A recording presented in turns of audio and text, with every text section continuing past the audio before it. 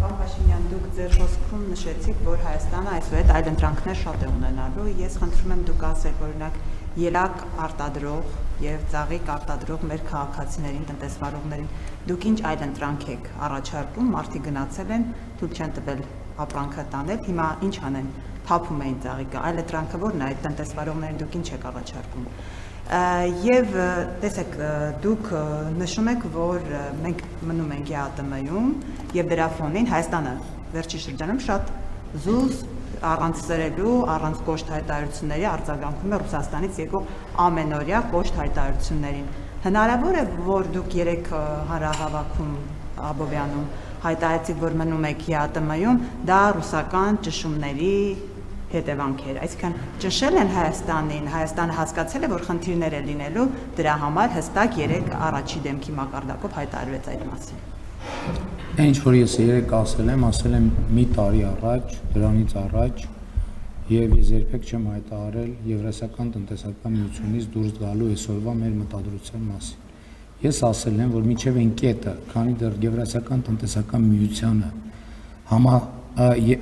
անդամ լինելը եւ Եվրամիությանը անդամագրվելու գործընթաց սկսելու մասին օրենքի նախագծի process-ները համատեղելի են, մենք այդ ճանապարհով գնալու ենք։ Այդ կարող է համատեղել լինի մինչև 2030 թիվը, այդ կարող է համատեղել լինի մինչև 2035 թիվը, այդ կարող է համատեղել լինի մինչև 2040 թիվը, այդ կարող է համատեղել լինի մինչև 2026 թվի դեկտեմբերը, այդ կարող է համատեղել լինի մինչև 2027 թվի հունիսը, ժամանակը ցույց կտա։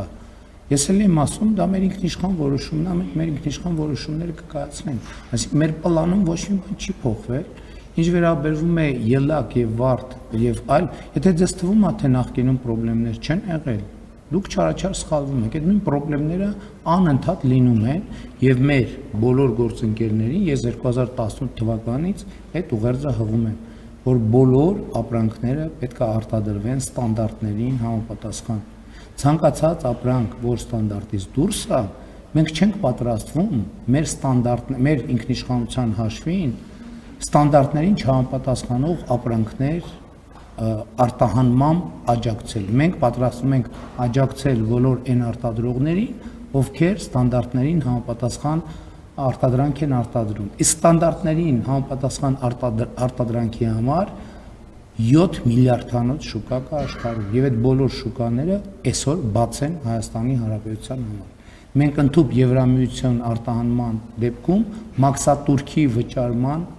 աջակցության ծրագիր ենք ստեղծել եւ այլն եւ այդպես շարունակ։ Այսինքն ստանդարտին համապատասխանող ապրանքի արտահանման որևէ խնդիր գոյություն չունի եւ մենք ինչպես նախկինում այսօր էլ շարունակելու ենք, որ մեր բոլոր ապրանքները, արտադրանքները լինեն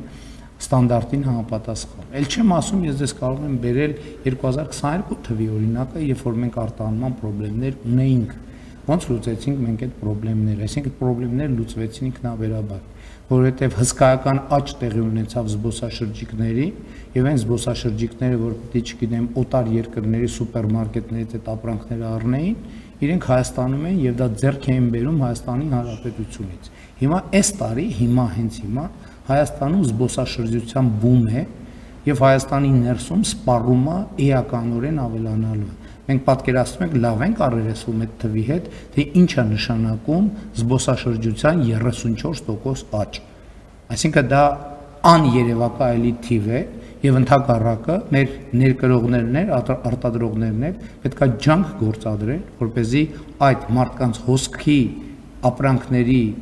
ծավալը կարողանան ապահովել։ Եվ սա ճանապարհներից մեկն է 30% զբոսաշրջության սա ահավոր մեծ թիվ է, ել չեմ ասում երկաթուղիները բաց են, այդ թվում Եվրասիական տնտեսական միություն արտահանելու համար Ղազախստանի շուկան, որը ըստ էության մեզ համար համարյա անծանոթ եւ համարյա չօգտագործված շուկա է, Ղրղըզստանի շուկան, հիմա հասանելիություն կլինի նաեւ Չինաստանի շուկան, այնպես որ այլ ընդհակառակը մենք վարել ենք եւ վարելու ենք դիվերսիֆիկացման քաղաքականություն, բալանսավորման եւ բալանսավորված քաղաքականություն, թե արտաքին քաղաքականության ոլորտում, թե տնտեսության ոլորտում, թե մնացած այլ ոլորտներում։ Այլընտրանքը ստանդարտներին համապատասխանեցնելը չէ, միակ ձևն է ստանդարտներին համապատասխանեցնելը։ Այդ ստանդարտներին համապատասխանեցնելը, չհամապատասխանեցնելը այլընտրանք չէ, ընդհանրապես այդպիսի ընտրություն չկա։ Մենք X պահի Հայաստանի Հանրապետությունում էլ մենք կամաց ստանդարտները խստացնում ենք, որովհետև ով ասե, որ Հայաստանի Հանրապետության ներսում պետք է ստանդարտներին չհամապատասխանող ապրանքներ վաճառվեն։ Մենք այս ընթացքում 100 միլիարդավոր դրամների աջակցություն ենք ցուցաբերում տնտեսությանը արդիականացման համար։ Այդ լիզինգի ծրագիրը, որ ասում ենք, հարյուրավոր միլիարդներ պետական բյուջեից գումարներ ենք դնում, որ արտադրությունները համապատասխանեն ստանդարտին։ Այսօր Հայաստանում չկա մի գործարան, որ դուք մտնեք եւ պետական բյուջեի ֆինանսավորմամբ իրանք նորագույն տեխնիկա, հոսքագծեր ձեռք բերած չլինի։